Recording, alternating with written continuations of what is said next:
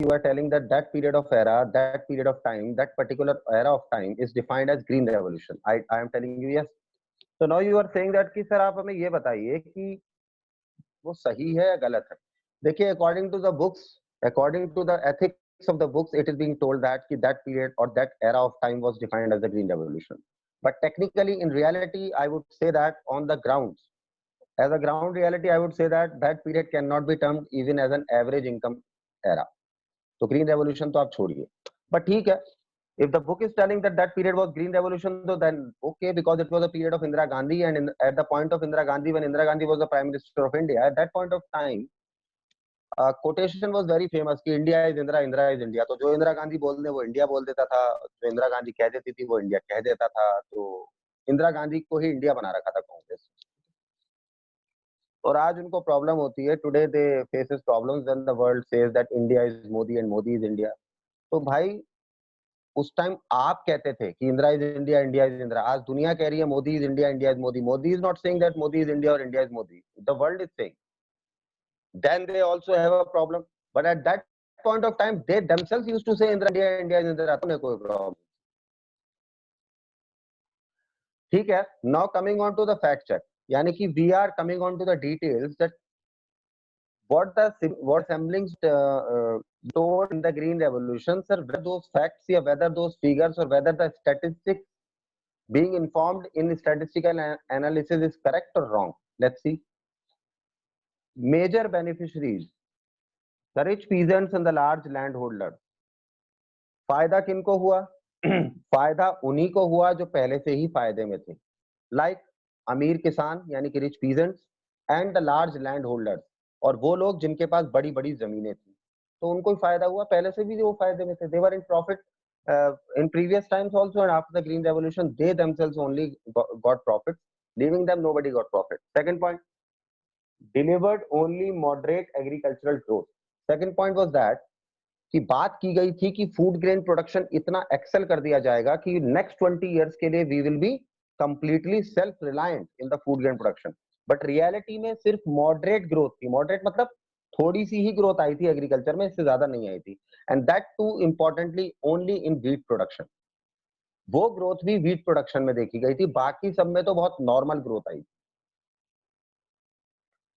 Third point, raised the availability of food stock in the country.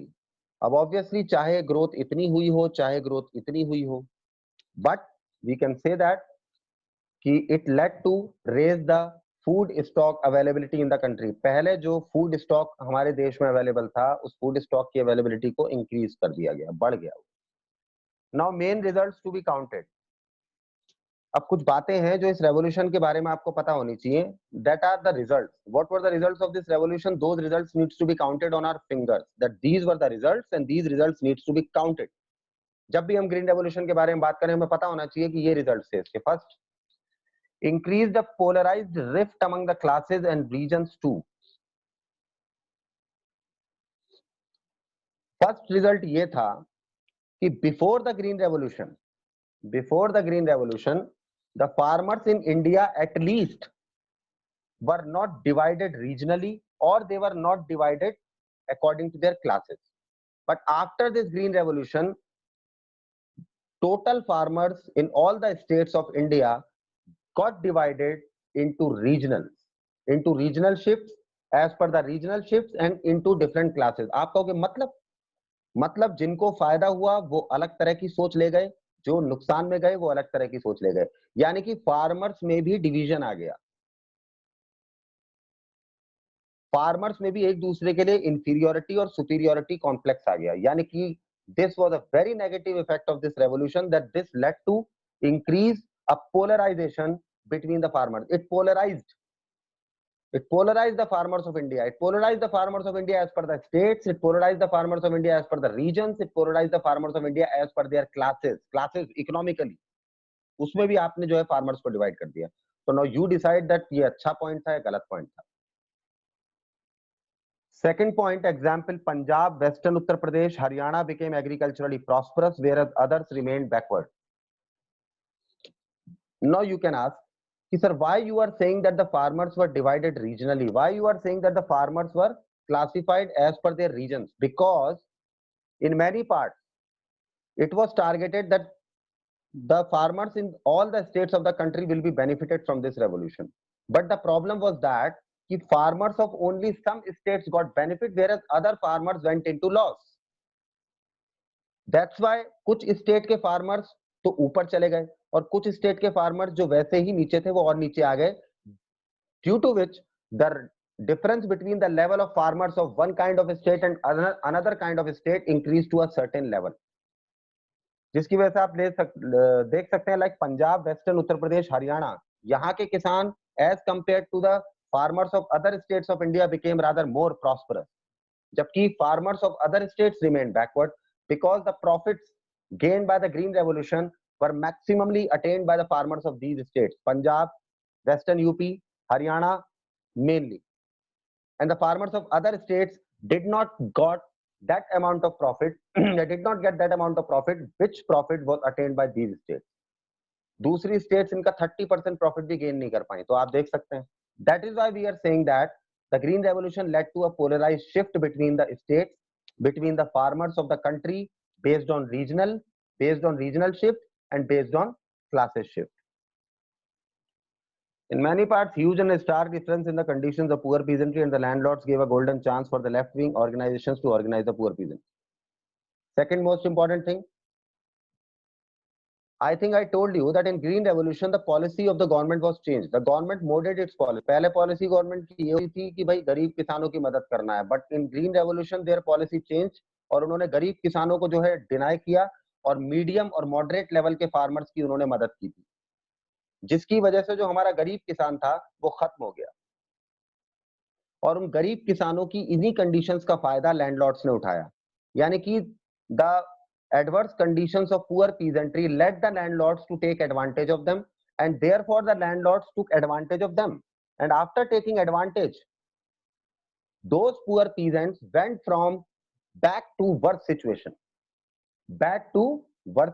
or back to worse situation, due to which कुछ left Marxist organisations को मौका मिल गया उन किसानों को बेवकूफ बनाने का, मैनिपुलेट करने का. Therefore such organizations manipulated them against the government, manipulated them against the system, manipulated them against the country, जिसके बाद स्टार्ट हो गया नक्सलवाद. After that Naxalism started in country with a very prominence, and that Naxalism was one of its effects. Next point, the rise of middle peasant sections. Third result was, पहले तो गरीब किसान होता था या लैंड होता. After this revolution, because this revolution, as I told you previously, that in this revolution, moderate farmers were being given help by the government.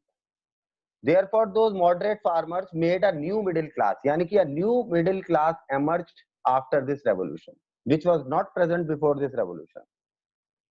और उन्हीं मिडिल क्लास जो थे, वो मिडिल पीजेंट क्लास जो थी, वो रिच मिडिल पीजेंट, यानी कि that middle peasant class went into the rich peasant class, या आप कह सकते हैं अबव मिडिल पीजेंट सेक्शंस में वो चली गई. And in this class who were the farmers and what the land holding size of those farmers was, let's see. Farmers with medium size holdings who greatly benefited in a very short time. Obviously जिन farmers की land holdings का size short था, उनको government ने help की, जिसकी वजह से बहुत ही कम टाइम के अंदर उनको बहुत ज्यादा फायदा हो गया, जिसकी वजह से उनके कॉन्टेक्ट्स पॉलिटिक्स में हो गए, उनके पास पैसा आ गया, because they earn money and after earning money they give, यानी कि they attributed their contacts in influential sections. Like politics में उनका इन्फ्लुएंस हो गया, लाइक डिफरेंट अदर मीडियम्स में उनका इन्फ्लुएंस हो गया, due to which in many parts of the country one new class emerged, and that class also became the part of corrupting the politics of the country, due to which the corruption in the country also led to a high, also went on a high, because अभी 4 लोग थे corruption करने वाले, अब 4 में 4 और आ गए और गरीब जो इतना था वो और गरीब हो गया. Last topic of the chapter, later development. After this we will be completing the chapter. What is this? अब देख लेते हैं after this whole drama what were the last developments. बाद के developments क्या थे? The story of development took a significant turn from 1960s. After 1960, the development of India took a significant turn. Significant turn मतलब took a different turn, थोड़ा different तरीके से India का development lead करने लगा आफ्टर 1960, यानी कि इन 1960s, because I think you know that initial two plans were criticized on another level, because after 1960s India faced two war situations, along with two war situations, and along with one was with China, second one was with Pakistan, and third, many droughts were being faced by India. So I think above all these factors, therefore, due to these factors, the story of development of India changed after 1960. Second point, after Nehru's death, Indira Gandhi emerged as a popular leader, further deciding to strengthen the role of the state in controlling and direction the national economy to its goal.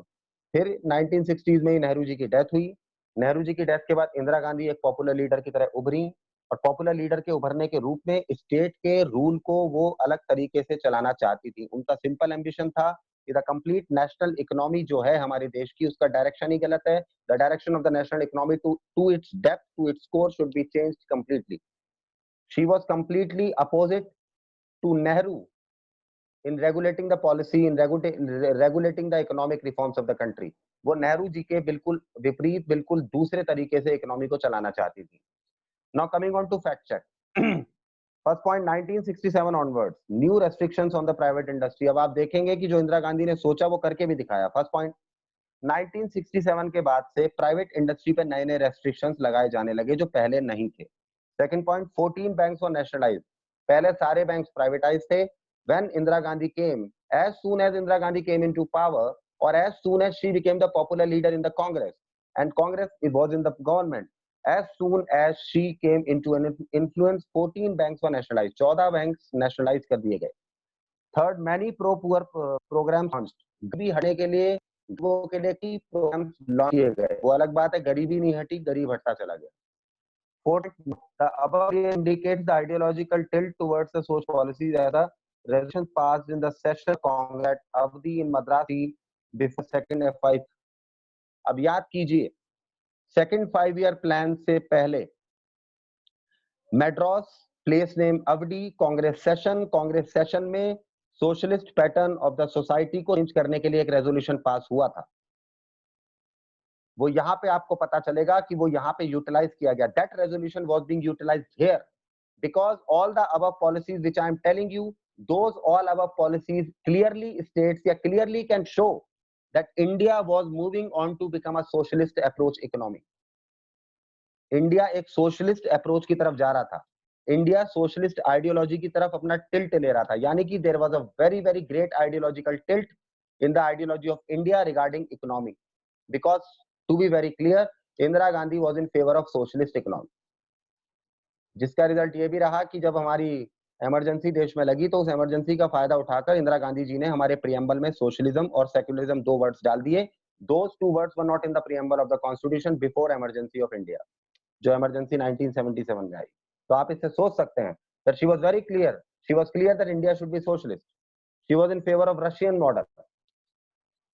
इसीलिए उसने ये ऊपर के सारे programmes किए। Third point, next point, therefore generated heated debates among the experts and the political parties। that's why जैसे ही इंदिरा गांधी इस तरह के स्टेप्स उठाने लगी, पूरे के पूरे पॉलिटिकल एंड पूरे के पूरे इकोनॉमिकल, यानी कि completely India was in debate and discussion, either political experts or economic experts or planning experts or any other kind of, यानी कि political parties के लोग, every person was talking about this only कि भाई Indira Gandhi will change the economy of India, Indira Gandhi will change the structure of the socialist pattern of India।